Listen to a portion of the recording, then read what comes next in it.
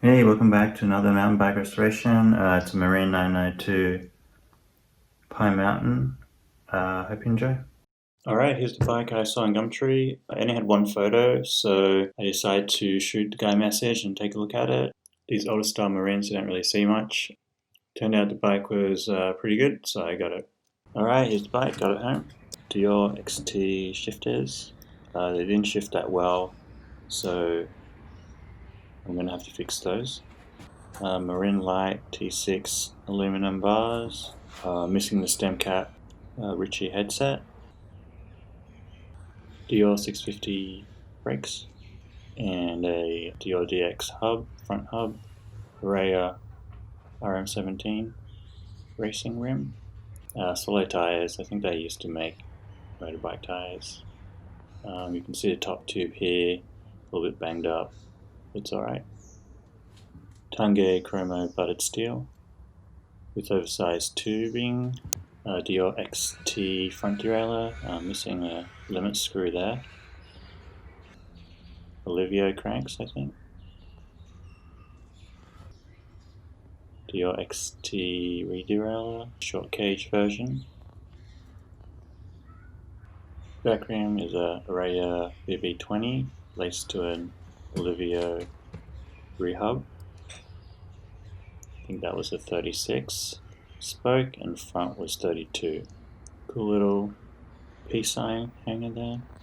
Marin Light quick release, Sally Italia saddle, snake skin, and it had a Marin Light seat post as well, 26.4. Yeah, super hyped on this find. You don't see much of these bikes around, especially in Australia, so I got lucky. Alright, taking the bike apart. Always interesting to see what happens here. Yeah, this is really when you find problems or anything that you didn't notice before during the sale. A couple of tips. Just make sure the frame hasn't been crashed and is straight. Look for dents or anything like that. Make sure the seat post isn't seized because that's really hard to get out. Check for rust spots. Make sure it's not going through the frame. Most of the other things you can usually fix. So yeah. Alright, here's my first problem, taking off the cranks. The left side was fine, but the right side, it looks like, I don't know, the crank was kind of busted up. I couldn't fit the crank puller on. You can see here, it looks like it's been grinded down or fell on or something that kind of screwed the threads up.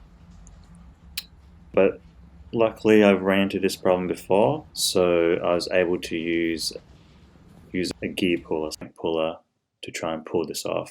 I actually took the chainring off just in case I was going to damage it. So gear puller I just got from I think Mitre 10 actually.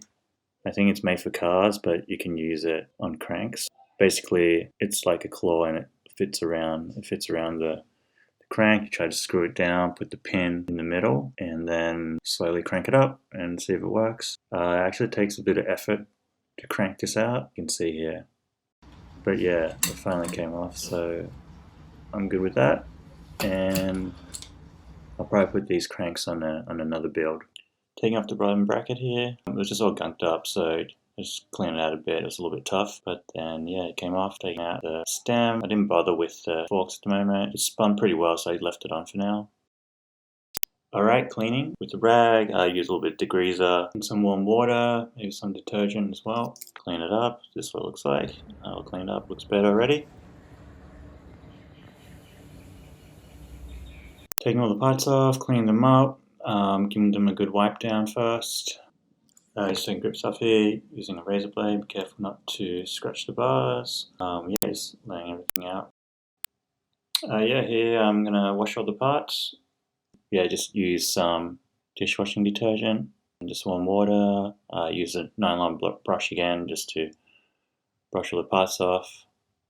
Just be careful you don't lose anything. Yeah, taking all the screws off because I'm gonna clean those screws out with white vinegar. Here you can actually see I actually lost a part. It's a little plastic part that goes on top of the front derailleur. Kind of came off when I was washing. I didn't realize, and I just washed down the drain. Actually, I tried to look for it. I took the sink apart. There's a little reservoir where it could get stuck, but because it's plastic, I think it just floated away. So that was the end of that. So make sure you use a strainer or something. Don't do what I did. The part I can probably just make out of plastic again, but I'll probably do that another time. But yeah, just clean all the parts. It turned out pretty well. Just brush them all down and they clean up pretty good. Clean the bolts. Yeah, pretty simple, straightforward. I just took all the bolts off, everything, and just put white vinegar in it. Same as last time. You just let it soak for about 8 hours. If you let it soak too long, it's going to turn black. So just checking every now and then, give it a swirl. But it turned out pretty good. Make sure you spray some WD-40 or something to protect them so they don't rust again. And that's it. Okay, these pedals. Yeah, I actually got these pedals off Joshua of the Retro Mountain Bike Australia Facebook group for free. So thanks Joshua for those. I'm pretty stoked. These are Dior Bear Trap pedals. They're MT60s. But yeah, they had a lot of rust on them, so I had to clean them all out. And then I tried the white vinegar to see how it works. I did it one time, and then a lot of the rust did come off. I had to brush them down with a wire brush, and then I ended up just sanding it down and then just putting it in vinegar again to see if it would get rid of any more rust. You can see it working there with the bubbles. Once again, I think I put it for 24 hours, but you can see it didn't really do too much extra. And then just once again sanded it down more. I just sanded it outside, put them back together. Okay, fixing the shifters. So here you can see the shifters only really shifted, the right shifter only really shifted 5 times. So I had to fix those.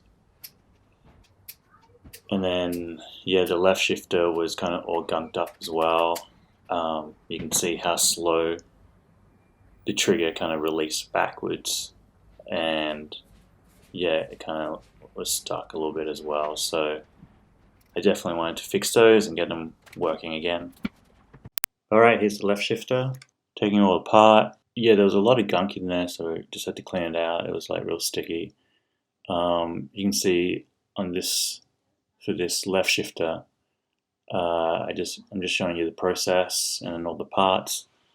If people really want, I'll make a tutorial about how to fix it, but you can also just kind of pause the video and take a look at where all the parts go, or take photos as you do it and then put them back together.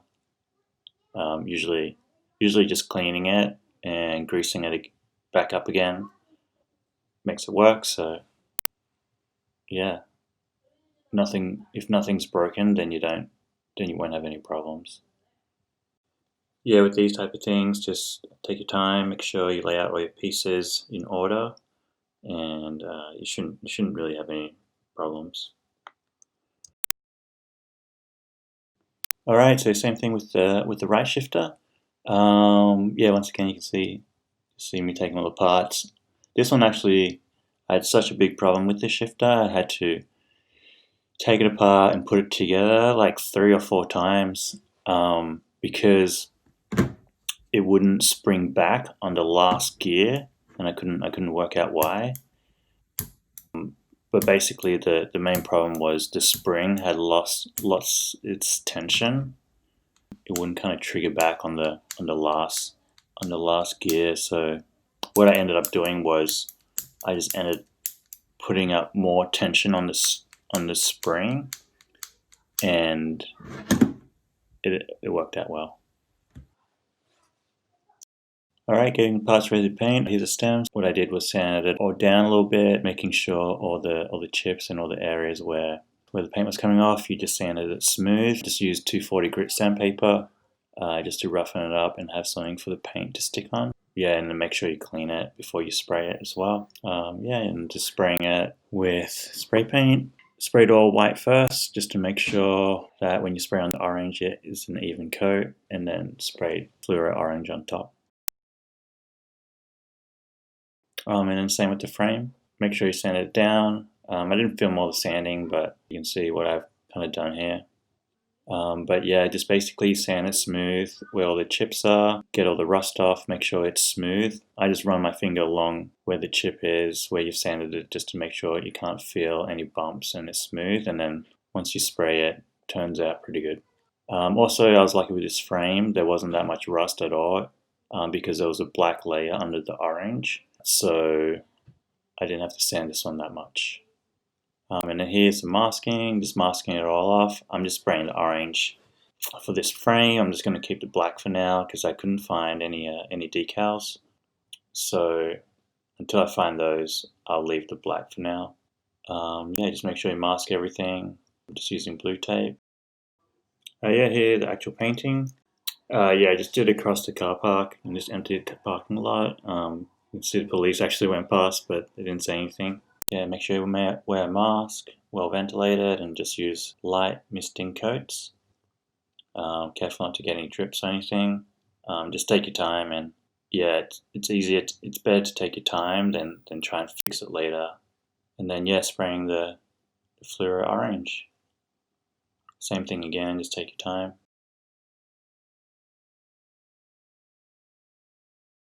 Yeah, you can see here's the finished product. I think right towards the end, I had one small drip on the chainstay, so I had to sand it down and spray it white again. So yeah, make sure you take your time. Yeah. Same with the stem. I think I had a little blemish on the stem that I wanted to fix, so sand it down and sprayed it white again before I sprayed it with the orange. Just did a few coats here, see how it works. Just take your time. I had some clear coat spray paint left over from last time, so I just used that. But I think next time I'm going to try 2K clear coat because it dries harder. Alright, build time. Everything's done, everything's clean. I got all the parts, so we're going to put it together. I had some leftover kind of cushioning. Can't remember where it was from, but maybe it was from the hardware store or something. But I was able to make some makeshift grips from this. Yeah, I just wanted to try to see if I can make it. Yeah, it worked out pretty good. Yeah, I'm sure you can get some of this tubing from your local hardware store. If you want to try yourself, yeah, up to you. Here, taking off the mask. Yeah, it worked out. It was a clean cut on the mask. I think if you go easy on the paint and just make sure you're careful, it should work out pretty well. So if you take the time to mask it, it should work. Yeah, the frame turned out really well. Super psyched on it. Let's see how it goes. So yeah, I wasn't going to take the headset off, but yeah, I decided to anyway and just give it a clean. It spun pretty well, but I thought, now this is the time with the whole bike apart, I may as well do it anyway. So yeah, you can see it's in pretty good condition. I just cleaned up the cups, and then just clean up the parts, re-greased it, and put it back together. And that was done. Yeah, here putting the bike together. Yeah, the orange was really, really vibrant, which I liked, which worked out well. Just putting on the wheels.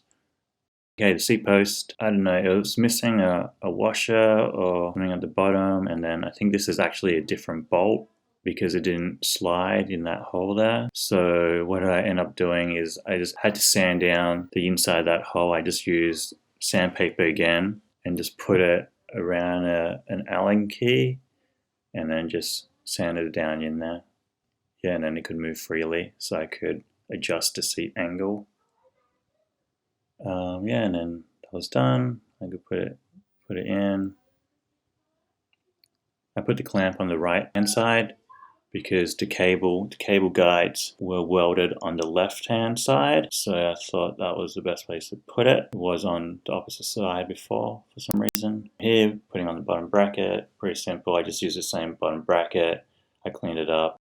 Cranks, I actually upgraded the cranks here. Got these off eBay. Dual cranks. I think the chain rings were 50, 40, 30. So pro high top speed. Yeah, just putting different parts on here. yeah, everything ran pretty smoothly. Putting on the cantilever brakes, yeah, I don't know. I guess sometimes they're a little bit tricky. People say they're a little bit tricky to put on. I think maybe because you have to kind of like hold them and before you put the Y in, and they're a little bit tricky to adjust because there's so many moving parts. But I actually really like the way they work. They just the way they clamp down, it's kind of quick. Here, a little cable guide on the bottom bracket. Don't forget about that. Here, putting on these bottle cages, side mount bottle cages. I actually sanded a little bit on the inside so they wouldn't scratch the bottle. So yeah, if you get these cages, just be careful of that. I ended up using all new cables. The old cables were kind of toast. Yeah, I only had white cabling about, so I just ended up using white. Chainstay protector, I just use electrical tape, put it around there. Gear cables in. Yeah, not too much problems here. Yeah, here with cantilever brakes, the way I do it is I just back it off at the lever, and then when you put them on, you just hold it tight against the rim, and then after you're done, you just screw it back into the lever, and it should give you enough room to kind of adjust the brakes how you want it. Yeah, and that's how it looks. And then yeah, same with the front one. Here, just put on the chain and just fixing up the gears. Just making sure they all shift up and down. Alright, so the bar ends, I need some bar ends for my makeshift grips.